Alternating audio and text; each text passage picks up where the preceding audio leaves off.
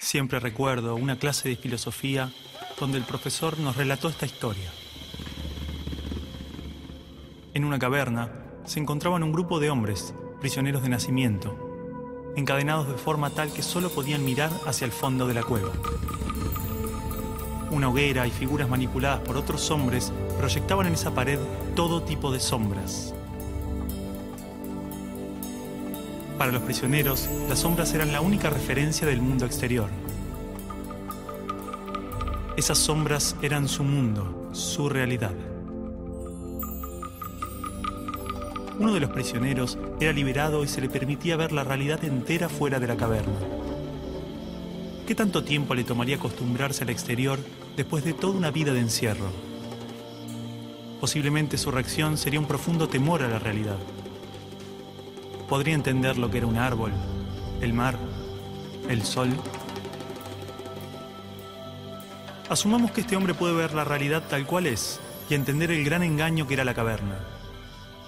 El profesor nos explicó brevemente las interpretaciones del mito en relación al conocimiento, la ilusión, la realidad, y cómo posiblemente estemos dentro de una gran caverna que a su vez está dentro de otra.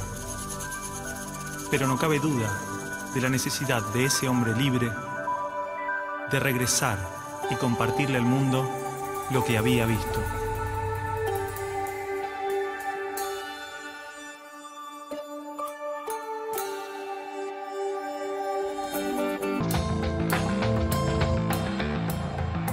Las escuelas y los colegios de América Latina no son más que espacios de tedio y aburrimiento. Y yo siempre los invito a que pasemos por los colegios para que miremos una caricatura que hay que romper. Y es el maestro en un tablero dictando clases en pleno siglo XXI. Eso no tiene sentido. Una materia estática, una materia que no tiene movimiento, una materia que dice solamente palabras. No buscan, por así decir, otro desarrollo que el desarrollo curricular. Están muy centrados en los propios contenidos. Quien no aprende a leer y escribir y calcular, entonces no está educado, ¿no? Porque solamente focaliza el trabajo en algunas capacidades, en algunas áreas. Que en las escuelas convencionales el aprendizaje es preventivo. Señor, ¿para qué sirve esto? Y la maestra le dice, algún día lo podés necesitar. Pero estos conocimientos hemos visto de que no duran ni prevalecen durante mucho tiempo. Hoy en día los paradigmas están cambiando muy rápido. El conocimiento está cambiando permanentemente. Entonces, lo que ha pasado es que los sistemas educativos no han cambiado tan rápidamente como el resto de la sociedad. Ahí es donde está el problema de fondo. Se estimula mucho a los chicos a competir entre ellos.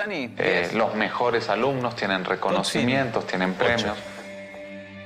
Aquellos niños que no les van bien en los exámenes, se les llama la atención.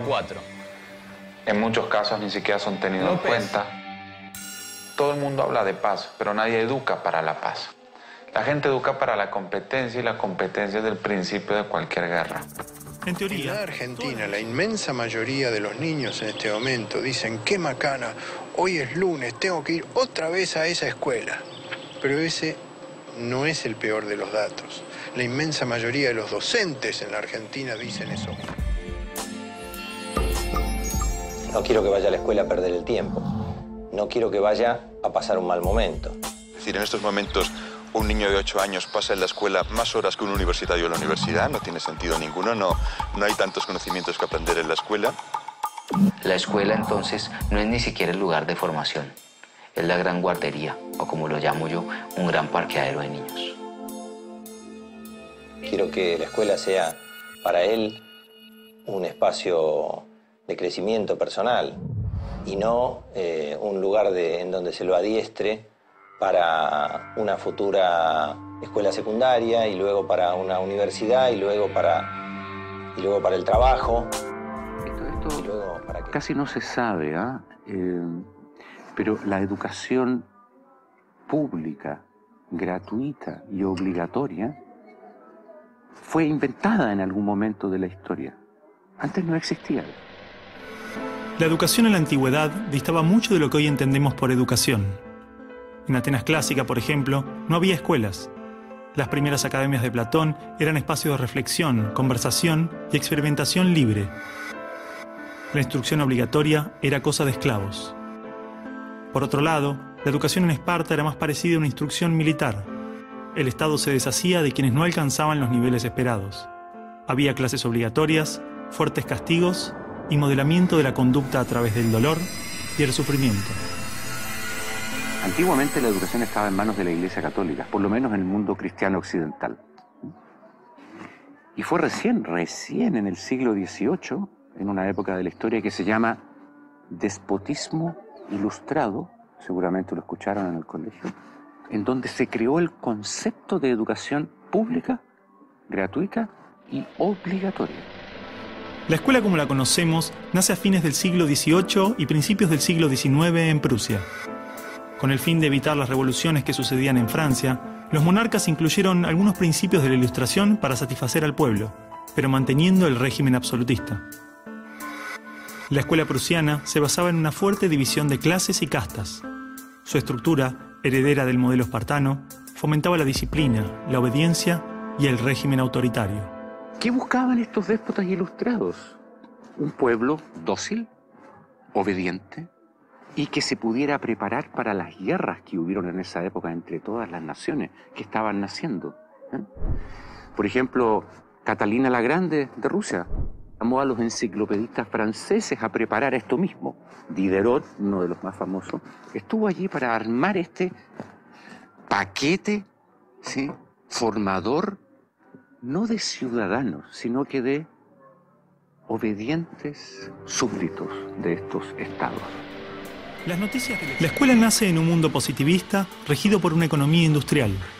Por lo tanto, busca obtener los mayores resultados observables con el menor esfuerzo e inversión posible, aplicando fórmulas científicas y leyes generales.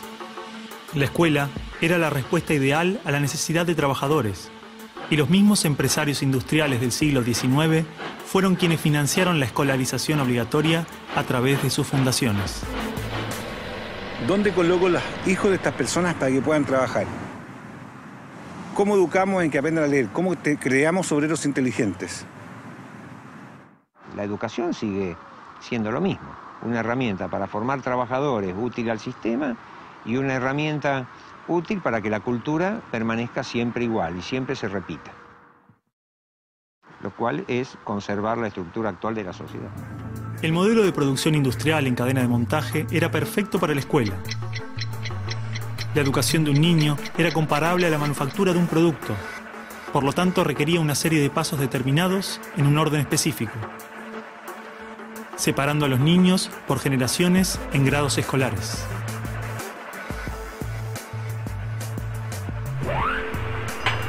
Y en cada una de estas etapas trabajaría sobre determinados elementos, contenidos que asegurarían el éxito, pensados minuciosamente por un experto. Durante los últimos siglos, hemos construido nuestras escuelas a imagen y semejanza de las prisiones y las fábricas, priorizando el cumplimiento de las reglas, el control social. La escuela se pensó como una fábrica de ciudadanos obedientes, consumistas y eficaces, donde poco a poco las personas se convierten en números, calificaciones y estadísticas.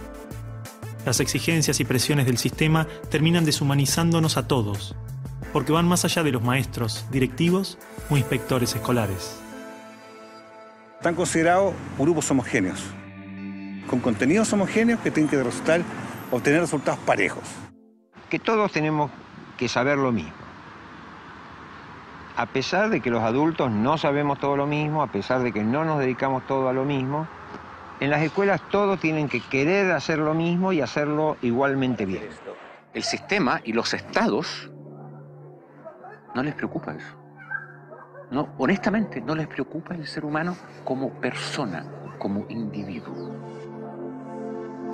Y en esos términos, toda educación que busque otra cosa tiene que ser prohibida.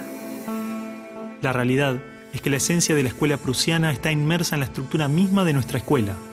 Los test estandarizados, la división de edades, las clases obligatorias, las currículas desvinculadas de la realidad, el sistema de calificaciones, las presiones sobre los maestros y niños, el sistema de premios y castigos, los horarios estrictos, el encierro y la separación de la comunidad.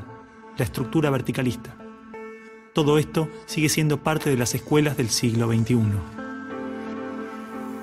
La escuela está cerrada al mundo exterior. Te explicaba el título de mi libro, del mapa escolar al territorio educativo, para indicar esa fábula del cartógrafo que cuenta Borges, que empieza a ser un mapa de un territorio determinado y se entusiasma de hacerlo lo más perfecto posible. El mapa termina reemplazando al territorio. Entonces hoy día la escuela se enclaustró, se metió dentro del mapa. ¿Qué es lo que enseña? Verdades que están en el mapa, no en el territorio. Escuela no es sinónimo de educación. La escuela podrá ser un viejo mapa a la sabiduría, pero la educación es el territorio donde todo el aprendizaje sucede.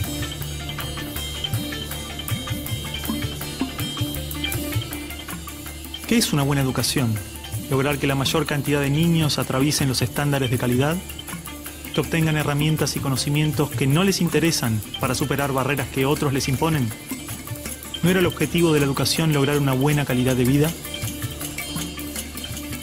Olvidemos por un momento todo lo que sabemos sobre educación, toda nuestra forma de entender la escuela, todo lo que nos han dicho que debemos aprender en la vida y lo que debemos enseñarle a nuestros hijos.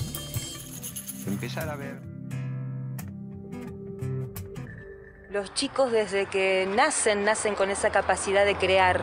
Son creativos y observadores y curiosos.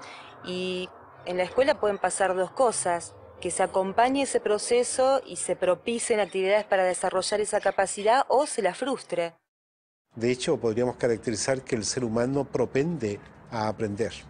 Incluso podemos decir más todavía, no es ningún mérito del ser humano aprender. Más todavía, es que no puede no aprender. Tú lo ves, él todo el tiempo te está preguntando, ¿y esto por qué? ¿Y esto por qué? ¿Y esto por qué? No es que uno tenga que inculcarle a él las ganas de preguntar, él lo tiene en su esencia. ¿Ya? Basta que tenga órganos sensoriales y percibe, ¿no es verdad? Basta que tenga su cerebro y piensa y razona, e imagina, crea, fantasea. Pero en la escuela se consigue justamente acallarlo.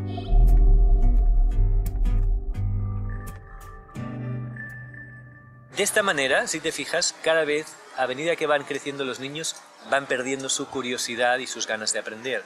Un niño de 12 años difícilmente cuando sale de la escuela toma un libro. Son los mínimos los que hacen estos.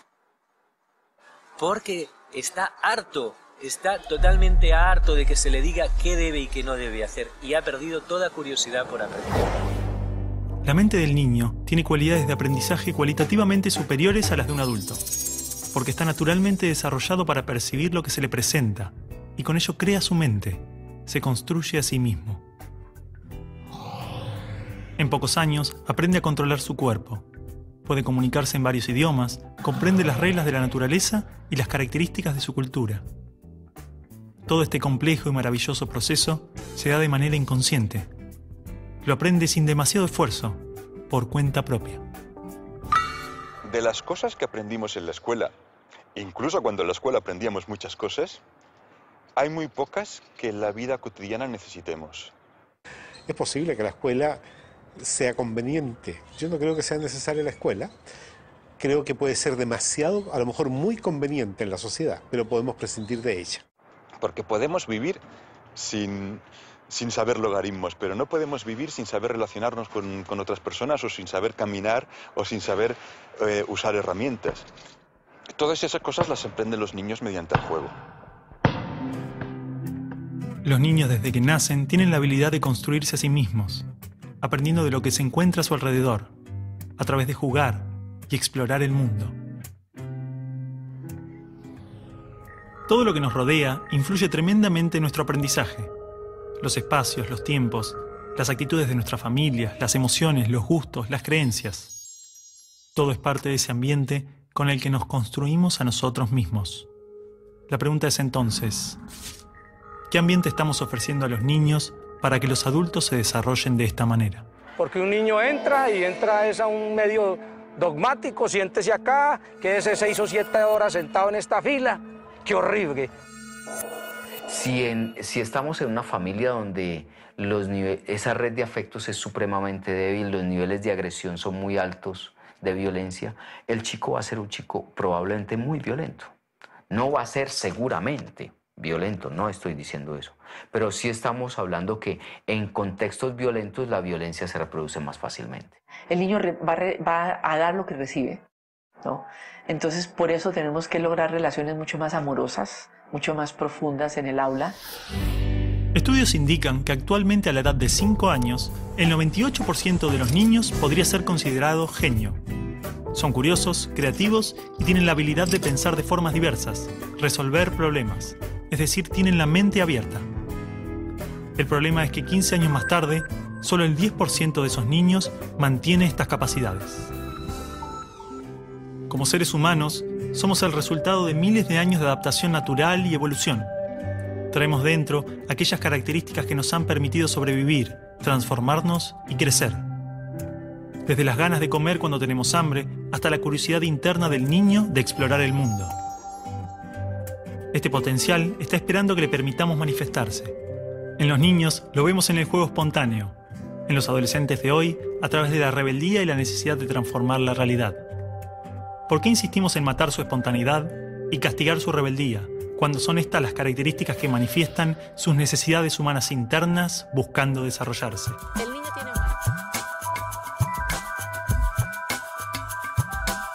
Entonces la educación nace así, en colocar más información porque creemos que esa información es necesaria.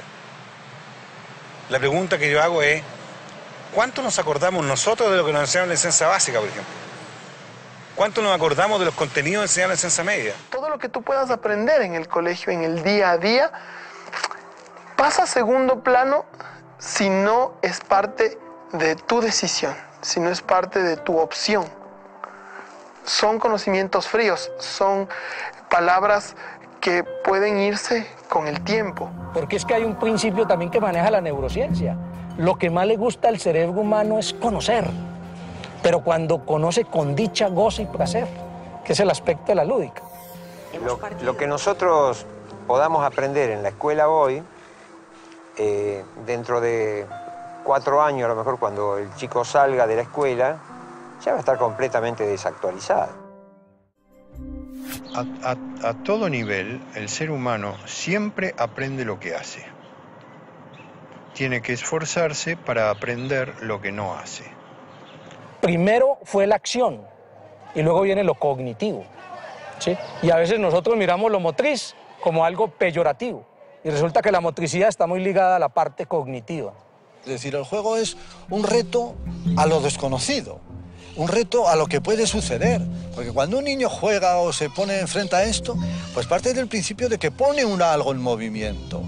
En la educación siempre estamos poniendo en movimiento. A la casa del tío escuela, digo yo, venimos a aprender, eso obvio, no venimos a jugar y nada más, pero jugando se aprende mucho.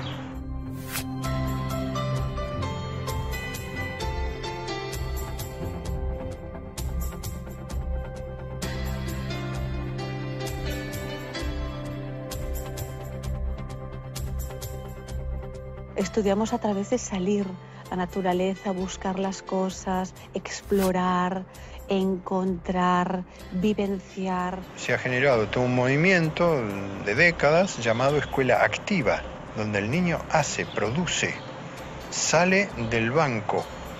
Pero esto no es nuevo, esto lo escribió Piaget en los años 50. No se pone en práctica porque da fiaca. Es el mismo niño que tiene que estar corrigiéndose a sí mismo. Ahora, también existe mucho la corrección de parte de otros niños. Bienvenidos los errores y las equivocaciones. De hecho, la ciencia tiene más errores y equivocaciones que aciertos. Es verdad que avanza, sabemos nosotros que puede avanzar cuando hay un acierto, pero los errores son los que permiten que los científicos puedan avanzar. Viendo a los niños cuando dicen, no importa si yo me equivoco, porque estoy aprendiendo, porque nadie tiene que ganar aquí, sino todos estamos para mejorar. El inventor de la bombilla eléctrica tuvo más de 1000 intentos fallidos antes de hacer funcionar la bombilla. Cuando un periodista le preguntó qué se sentía fracasar 1000 veces, él respondió: No fracasé 1000 veces. La lámpara eléctrica es un invento de 1000 pasos. La sociedad, cuando nosotros nacemos, la sociedad nos vuelve más ignorantes porque nos da respuestas a estas preguntas. Y nos da respuestas prefabricadas. Prefabricadas en la filosofía, en la política y hasta en las religiones. Entonces matan las preguntas y la capacidad de aprender. Yo creo que de manera sintética podríamos decir que la escuela está orientada a la respuesta. En cambio, los procesos educativos que ocurren fuera del ámbito de la escuela, pero que también adentro de ella, están orientados hacia la pregunta, hacia la indagación, en que la respuesta viene, pero no es lo medular del proceso. Al crecer, la escuela y la sociedad nos llevan a asumir motivadores externos para alcanzar los objetivos. Y difícilmente podemos entender que alguien pueda realizar algo sin interés, más que el propio placer del proceso. Pero un niño pequeño no tiene un lugar a donde ir, simplemente disfruta de crecer, camina por el simple placer de caminar y explorar, y esto lo hace desarrollarse. Su motivación no está en el objetivo ni en el resultado, está en el camino. Lo que podemos decir es que no tenemos objetivos concretos sobre la vida de los niños, que tengan que aprender determinadas cosas, que tengan que ser de determinada manera. Esos objetivos no los tenemos. Y yo me planteo que a lo largo del curso tienen que aprender a escribir su nombre, pues voy a estar preocupado y en vez de ver al niño voy a ver el objetivo. Y voy a intentar adaptar al niño al objetivo. Si lo que quiero es que él aprenda y viva, digamos, de manera espontánea, pues eso lo va a aprender de todas maneras, pero yo no voy a estar preocupado por ello y vamos a poder fluir y disfrutar del proceso. Finalmente los chicos no solamente la pasaron mejor, es decir, dentro de 20 años tendrán un mejor recuerdo de su escuela, que ya es muchísimo, sino que además tienen rendimientos mejores con resultados a largo plazo mejores. Esto es muy humano, ¿no? Pensar que el bosque, si no lo cuidamos, se estropea. El bosque, con dejarlo tranquilo, es suficiente. Siempre, todo lo que tenemos de bosque es porque el ser humano no ha intervenido. Pero el ser humano cree que interviniendo hace más, hace mejor las cosas. Había un jardinero que tenía tanto amor a las plantas y entonces las cuidaba tanto que iba allí y en cuanto empezaban a brotar, iba estirando del tallo. ¿Qué sucedió? Todas o se deformaron o murieron. O sea, el crecer es innato. No tienes que estirar a nadie, no tienes que hacer que saque nada. Solo tienes que procurar que le llegue lo necesario. Si me obligan a hacer toda una serie de cosas con las cuales yo no estoy para nada interesado, aunque se me intente motivar extrínsecamente a través de premios, castigos, notas o caramelos, mi necesidad puede ser otra. Pero esta necesidad yo no la puedo atender porque se me está obligando a hacer otra cosa. Con lo cual yo voy perdiendo cada vez la conexión con mis propios recursos, con mi propia fuerza vital. Los premios y castigos operan manipulando las necesidades básicas.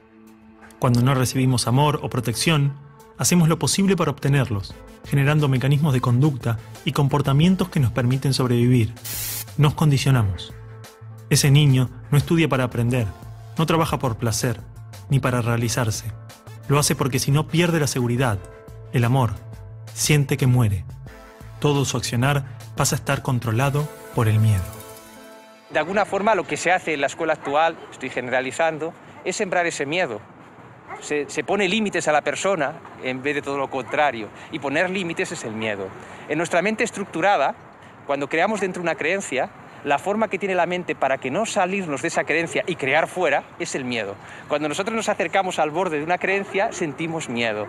Lo importante es estas ganas de vivir. Sin estas ganas de vivir, la vida no vale la pena, ¿no? Entonces los niños nos muestran estas ganas de vivir que como adultos hemos perdido. Así que las primeras preguntas tendrían que ser: ¿estoy cuidando las ganas de vivir de este niño o no?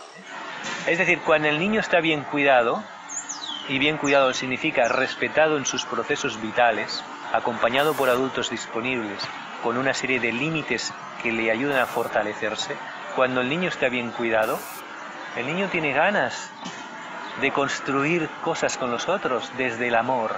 La infancia es lo más hermoso, ¿eh? O sea, que es la alegría. Y en ese sentido yo creo que cualquier educación es buena si cuida de la alegría y las ganas de vivir del niño.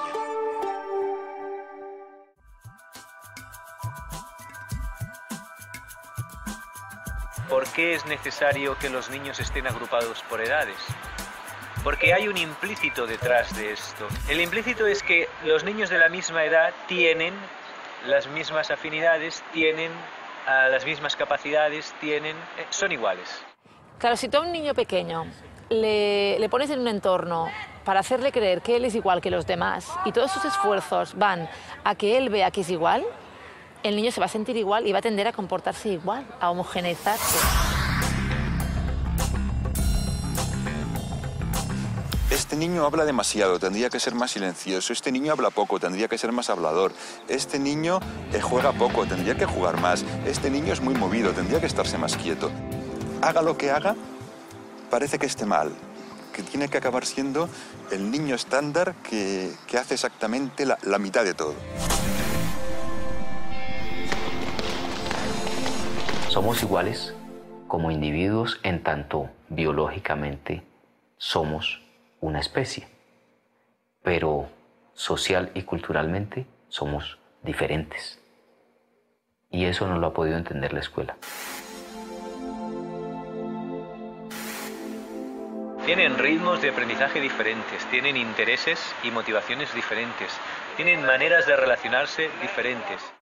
Gardner ya hace unos cuantos años definió que una persona no tiene solamente una inteligencia lingüística, verbal o lógico-matemática, sino que tiene inteligencias muy diversas, entre ellas también todo lo que hace referencia a lo emocional. ¿Qué nos asegura que no estamos confundiendo la diversidad en los niños con enfermedades?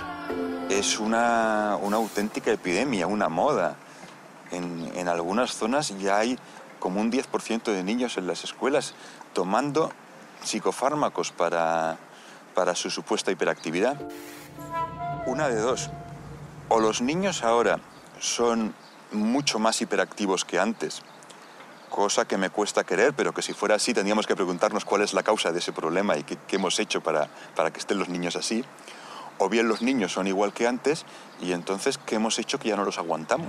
Señor, ¿puedo ir a buscar tiza? Te dije que no. Señorita, ¿puedo ir al baño? Tradicionalmente, el test de coeficiente intelectual es utilizado para medir la inteligencia de forma lineal. De la misma forma, los exámenes miden el rendimiento en algunas condiciones. Pero estas formas de evaluar no contemplan decenas de variables que influyen tanto o más en el desarrollo y son vitales para la educación. El ser humano es un todo y requiere una visión global, una educación integral, holística. O sea, tener un equilibrio entre lo que nosotros llamamos cabeza, corazón y manos, para nosotros eso es poder desarrollar un ser humano equilibrado, digamos. Y en última seguimos en la educación con lo mismo, fragmentando los espacios, aquí enseñamos ciencias, aquí enseñamos sociales, entonces eso no es educación integral. La escuela tiene que ser un banco de experimentación, un banco de una apertura de posibilidades totales. Experiencias científicas, artísticas, humanísticas, de distinto tipo, y ver si esto les despertaba algo. Así no hay un recorrido único, no hay un camino único como que no hay un chico igual al otro. Si queremos que los niños sean creativos, tenemos por un lado que permitirles crear, que dejar que tengan actividades en las que puedan actuar de forma espontánea.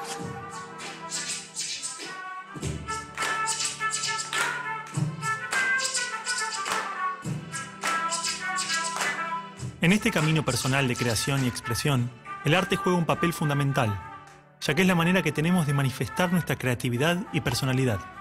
Desde este lugar, es imprescindible que nuestro concepto de arte sea lo más abierto y menos reglado posible. Entonces, mi parece que la emoción es la base que mueve la vida, o sea, las emociones nos dirigen. Antes de tomar una decisión yo siento. No tenemos que hacer en la escuela educación emocional específica, sino que tenemos que tener en cuenta que el individuo es un ser emocional y que esas emociones son complejas. Si cuando manejamos la relación y los contextos de aprendizaje ya tenemos en cuenta la emoción que eso genera, ya vamos a desarrollar la emoción. No hay ser humano que pueda vivir indiferente o abandonado. Necesitamos de amor, de cariño y de aceptación de los seres humanos. O sea, solamente habrá un adulto equilibrado y emocionalmente estable y saludable cuando haya sido atendido con mucho amor del niño. Y cuando le hayan tenido mucha paciencia y mucho cariño y sienta que le tuvieron cariño y le tuvieron paciencia. O sea, uno de los factores primordiales de aquí es la atención. El escuchar, el atender. Y más que una atención verbal, una atención física, una atención de sostener, de contener. No solamente en que ellos se sientan queridos, reconocidos, ¿sí? Sino también que ellos aprendan a expresar sus emociones. Al saber que sus emociones son respetadas, no tienen ningún problema de expresarlas.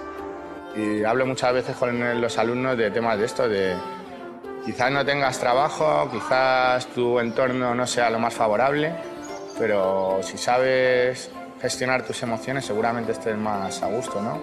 Como seres humanos, como seres, fundamental que desde pequeño puedan conectarse con ellos, con lo que sienten, puedan reconocer qué es lo que sienten. Entonces, el que quiere entra aquí, el que quiere entra aquí. Entonces, niños de diferentes edades, por sus propios intereses, acceden a eso. El niño va encontrando caminos para su vida futura y tiene la certeza que él sea zapatero o sea médico, le va a ir bien. Si él lo hace con todo el amor y con todo el arte y toda la entrega posible, ¿me entiendes?